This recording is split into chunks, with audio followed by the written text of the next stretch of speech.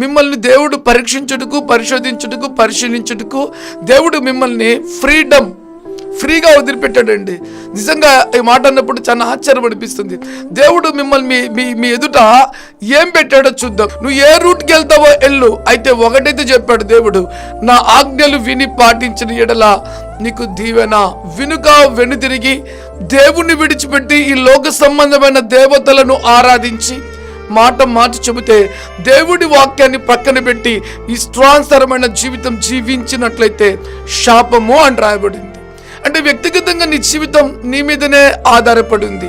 సత్యము తెలుసుకున్న తర్వాత దేవుడి భయముతో నీ జీవితాన్ని నువ్వు ఎంత జాగ్రత్తగా దేవుడి వాక్యానుసారంగా అడుగులు వేయుటకు సిద్ధమైన వ్యక్తిగా నువ్వు ఎప్పుడైతే ఉంటావో, అటువంటి జీవితం నీ జీవితంలో ఎప్పుడైతే పాటించడం సిద్ధం చేసుకుంటావో, దేవుని భయముతో నువ్వు జీవించడం మొదలు పెడతావో, దేవుని వాక్యం చెప్తుంది ప్రియమైన బిడ్డలారా, నీ మీదికి ఈ లోకములో సర్వశక్తివంతుడైన సకల విధములైన ఆశీర్వాదాలు నీ మీదికి దిగి వస్తాయి.